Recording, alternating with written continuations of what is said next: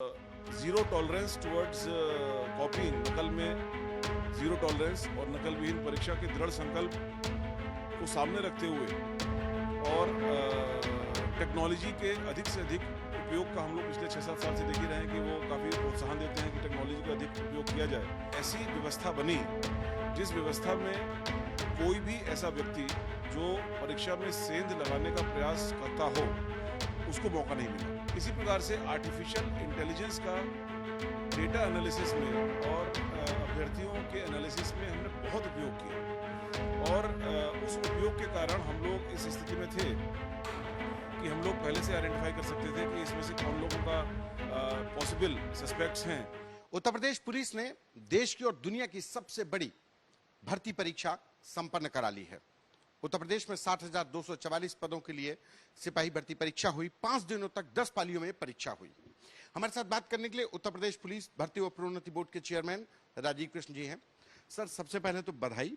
लेकिन ये परीक्षा परीक्षार्थी नहीं, भर्ती बोर्ड के अफसर भी दे रहे थे, आप लोगों के लिए भी परीक्षा थी। कितनी बड़ी चुनौती थी इस परीक्षा को संपन्न कराना? इतने बड़े लेवल पर, इतने बड़े स्केल पर किसी भी आयोजन को कराना, और वो अगर आयोजन ऐसा हो कि जिसमें जीरो एरर का मापदंड हो, तो वो अपने आप में चुनौती होती है। लेकिन इस चुनौती को माननीय मुख्यमंत्री जी के ऊर्जावान नेतृत्व में और उनके सतत मार्गदर्शन में इस चुनौती को भर्ती बोर्ड ने पूरा किया। शुरू से ही उन्होंने कई मीटिंग्स में एक ऐसा फ्रेमवर्क तैयार किया जिस फ्रेमवर्क के तहत भर्ती बोर्ड को अपने काम को आगे बढ़ाने में, निर्णयों को लेने में बहुत सहूलियत भी हुई और एक मार्गदर्शन भी मिला। शुरू से ही उन्होंने, माननीय मुख्यमंत्री जी ने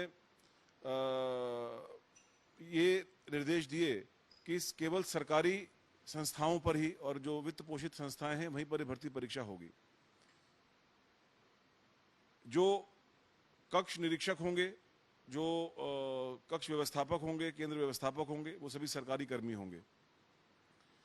जो केंद्र होंगे वो शहर के अंदर होंगे।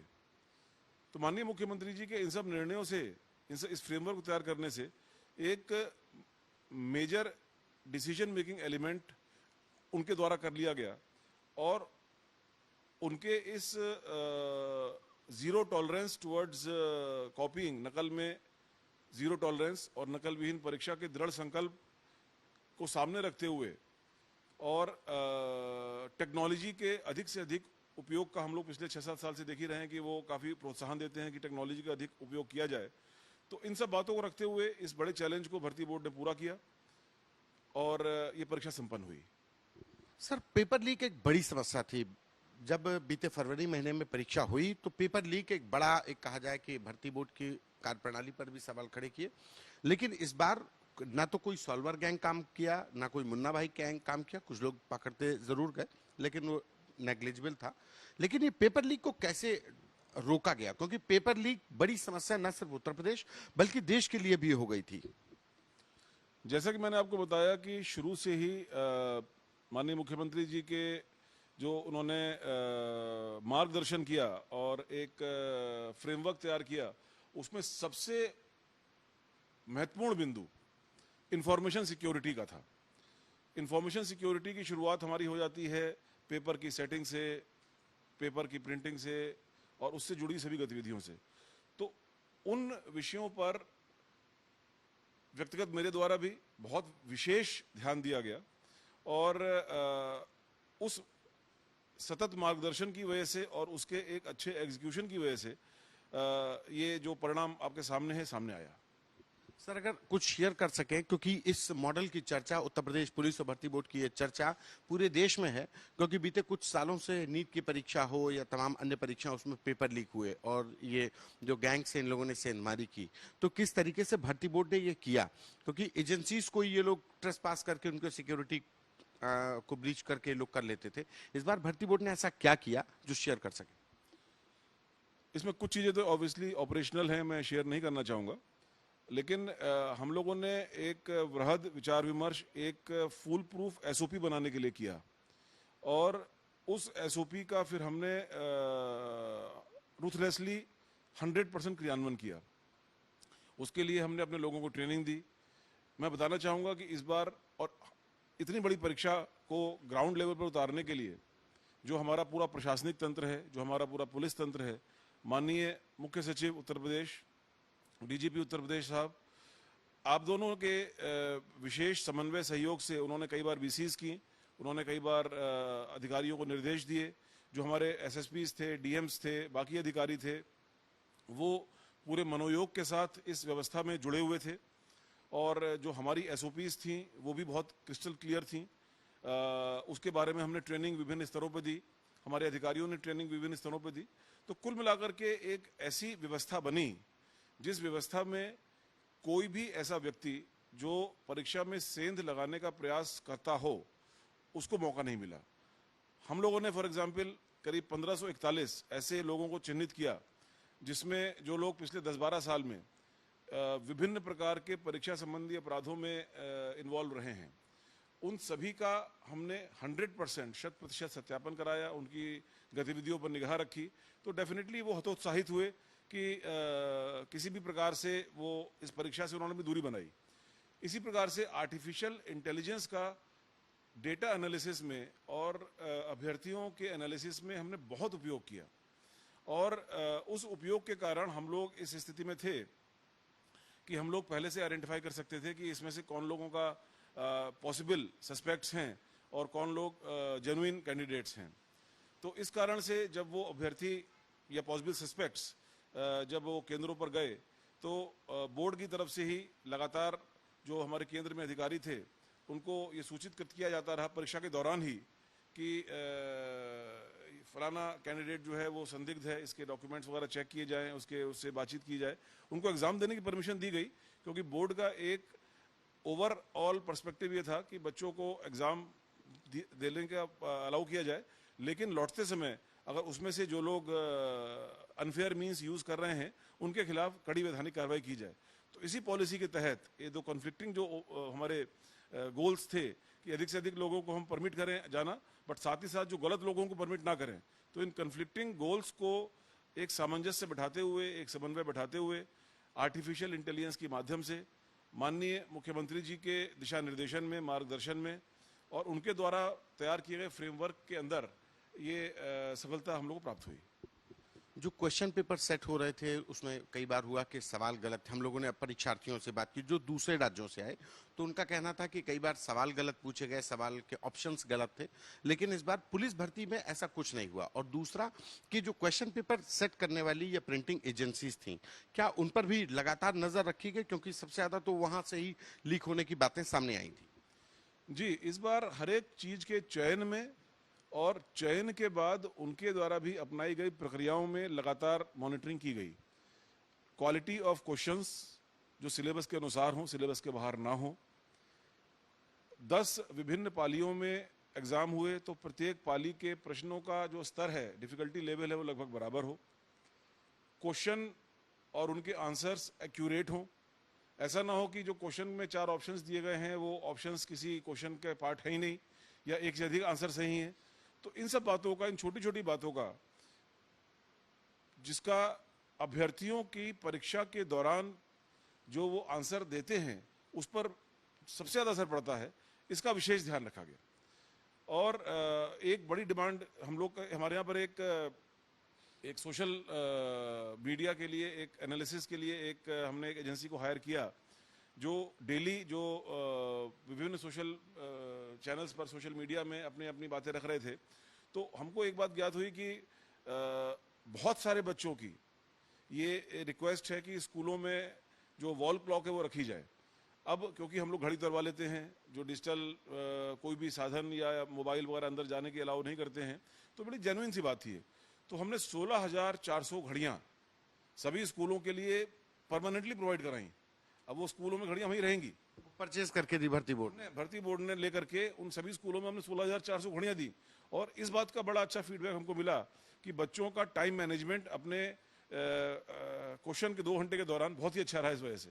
तो पूरा प्रयास यही था कि शासन की, माननीय मुख्यमंत्री जी की जो एक ओवर आर्चिंग उनकी जो विजन है कि जहां एक और जो सही अच्छे छात्र हैं, हमारे अच्छे अभ्यर्थी हैं, उनको सारी सुविधाएं प्रोवाइड कराई जाएं, वहीं दूसरी ओर जो ऐसे लोग हैं, ऐसे तत्व हैं जो परीक्षा को सेंध लगाने का प्रयास करते हैं या अनफेयर मीन्स का इस्तेमाल करने का प्रयास करते हैं या किसी भी गलत प्रकार के इंपर्सनेशन सॉल्वर गैंग के सदस्य बनकर के परीक्षा की शुचिता भंग करने का प्रयास करते हैं, तो ऐसे लोगों के खिलाफ कड़ी से कड़ी कार्रवाई हो। लेकिन साथ ही साथ जो हमारे 95% हमारे जेन्युइन अभ्यर्थी हैं, उनको हम मैक्सिमम सुविधा दे सकें। माननीय मुख्यमंत्री जी की तरफ से सभी बसों का किराया माफ किया गया, हमारे जो टिकट्स थे, जो हमारे जो एडमिट कार्ड्स थे, उनको टिकट की तरह से किया गया, तो कई जगह पर उनके सहूलियत का मार्ग प्रशस्त किए गए। सर, अगर उदाहरण से समझा सकें कि कैसे टेक्नोलॉजी का इस्तेमाल हुआ, सीसीटीवी से नजर रखी जा रही थी और आर्टिफिशियल इंटेलिजेंस का कैसे भर्ती बोर्ड ने एग्जाम में बखूबी इस्तेमाल किया, जिसकी वजह से नकलची भी पकड़े गए और नकलचियों पर नकेल भी कसी गई। देखिए, इस भर्ती में हमारे जितने 48 लाख कैंडिडेट्स थे, वो 67 जिलों में उनको सेंटर्स आवंटित किए गए। वहां पर 1174 केंद्र थे और 16,400 कमरे कक्ष जिसमें परीक्षा दे रहे थे। प्रत्येक 16,400 कक्षों में से प्रत्येक कक्ष पर, प्रत्येक केंद्र पर आर्टिफिशियल इंटेलिजेंस युक्त सीसीटीवी कैमरे की व्यवस्था हो रखी थी। और न केवल वहां पर उन सीसीटीवी कैमरे की व्यवस्था थी, बल्कि उन सभी 16,400 या 17,000 कैमरों का जो फीड था, हमको लाइव अपने बोर्ड में कंट्रोल रूम में प्राप्त हो रहा था। उसमें आर्टिफिशियल इंटेलिजेंस की मदद से रियल टाइम में हमको ये मालूम पड़ रहा था कि किस कक्ष में कक्ष निरीक्षक मूव नहीं कर रहे हैं, तुरंत हमारे पास अलर्ट आ जाता था। किस कक्ष में ज़्यादा लोग चले गए हैं, जो अनुमन्य एक कक्ष निरीक्षक और एक सह कक्ष निरीक्षक सिर्फ अलाउड हैं, तो उनके अलावा तीसरा आदमी चला गया किसी भी कक्ष निरीक्षक को, तो वो अलर्ट आ जाता था। तो इस प्रकार के तमाम आर्टिफिशियल इंटेलिजेंस जो वीडियो एनालिटिक्स के और डाटा एनालिटिक्स के थे, उनको भर्ती बोर्ड द्वारा इस्तेमाल किया गया, जिसमें किसी भी परीक्षार्थी के परीक्षा केंद्र पर पहुंचने पर उसका फिंगरप्रिंट लिया जाता था, उसकी फोटोग्राफ लिया जाता था। वो फोटोग्राफ और फिंगरप्रिंट हमारे पुराने रिकॉर्ड से तत्काल मैच किया जाता था, उनके रिकॉर्ड से मैच किया जाता था।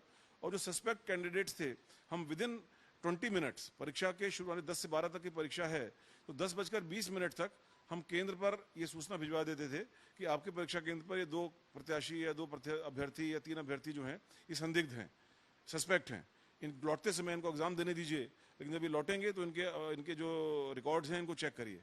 तो ऐसे जो आपको संख्या मालूम है, करीब 541 अभ्यर्थी पकड़े गए जो इंपर्सनेशन का प्रयास कर रहे थे। और इस प्रकार से टेक्नोलॉजी जिस पर माननीय मुख्यमंत्री जी का बहुत ज़्यादा जोर रहता है, तो उस टेक्नोलॉजी का इस उद्देश्य के लिए भरपूर प्रयोग करते हुए इस परीक्षा को सफल कराया गया। सर, एक आखिरी सवाल और बहुत जरूरी सवाल कि अब इस परीक्षा का रिजल्ट कब आएगा, क्योंकि लाखों अभ्यर्थियों ने परीक्षा दी, अब बारी इंतजार रिजल्ट की है। हम लोग परीक्षा भर्ती बोर्ड जो है, ये तत्काल नेक्स्ट स्टेज पर लग गया है। ये कॉम्प्लेक्स प्रक्रिया है, इसमें कई सारी स्टेजेस होती हैं। सबसे पहले हम जो बच्चों के जो परीक्षा 200 पालियों की परीक्षाएं हैं, उसका जो आंसर की है उसको पब्लिश करेंगे। उस पर आंसर की पब्लिश करने के उपरांत उनसे जो ऑब्जेक्शंस हैं वो इनवाइट करेंगे। उन ऑब्जेक्शंस को हमारे सब्जेक्ट मैटर एक्सपर्ट्स हैं वो अध्ययन करके उस पर अपनी एक एक्सपर्ट ओपिनियन देंगे और फिर फाइनल आंसर की पब्लिश होगी। उसके बाद एक DVPST की प्रक्रिया होती है, जिसमें डॉक्यूमेंट वेरिफिकेशन होता है, फिजिकल स्टैंडर्ड टेस्ट होता है और उसके बाद एक फिजिकल एफिशिएंसी टेस्ट होता है। तो इस सारी प्रक्रियाओं के बाद हम यथाशीघ्र, जितना भी संभव होगा जल्दी, कोई रिजल्ट आउट करेंगे और जो योग्य अभ्यर्थी हों अपनी ट्रेनिंग के लिए जाएंगे। लगभग कुछ टाइम फ्रेम एक आपने सेट किया हो टाइम? यथासंभव हम यथाशीघ्र ही करेंगे इसको, मतलब इसमें कोई बीच में कोई डिले वाला कोई इशू नहीं है, जितना भी जल्दी हो पाएगा। बट नॉर्मली ऐसा देखा गया है कि इन सारी प्रक्रियाओं में 3 से 4 महीना लग जाता है। एक और सवाल है कि इसके बाद 40,000 भर्तियों का भी ऐलान हुआ है कि 40,000 भर्तियां और आ रही हैं भर्ती बोर्ड के द्वारा, उसको लेकर के कि क्या कैसी भर्ती होंगी, नौजवान बड़े इंतजार कर रहे हैं। नहीं, भर्ती बोर्ड का तो यही कार्य है, मतलब हम लोग का तो ये कार्य है कि परीक्षाएं होती रहती हैं। परीक्षाएं हम लोग जो हमारे पास शासन से रिक्वायरमेंट्स आती हैं कि इतने लोगों को भर्ती करना है, इस पद के लिए भर्ती करना है, तो जो भी शासन से रिक्वायरमेंट होगी वो माननीय मुख्यमंत्री जी की नकल के प्रति जीरो टॉलरेंस नकल विहीन परीक्षा, पूर्ण शुचिता के साथ 100% शुचिता के साथ परीक्षा हो, उस उद्देश्य की पूर्ति के लिए अभ्यर्थियों को अधिक से अधिक सुविधा मिले और जो अपराधी किस्म के लोग हों वो इससे दूर रहें, इन सभी उद्देश्यों के साथ जो आने वाली परीक्षाएं हैं उस पर भी भर्ती बोर्ड आगे कार्य करेगा। नहीं, वो डिटेल्स तो भी आएंगे, अभी उस डिटेल्स जैसे ही आएंगे उससे हम कार्रवाई करेंगे। ये उत्तर प्रदेश पुलिस भर्ती व प्रोन्नति बोर्ड के चेयरमैन राजीव कृष्णा सर, जिनका कहना है कि ये सतत प्रक्रिया है, भर्ती बोर्ड भर्ती करता रहता है, लेकिन चुनौती किसी भी परीक्षा को सकुशल संपन्न कराने की है। मेरिट के आधार पर उत्तर प्रदेश पुलिस में अभ्यर्थियों के चयन की है, जिसमें भर्ती बोर्ड ने ये परीक्षा संपन्न कराई। कैमरा पर्सन रोहित के साथ संतोष कुमार।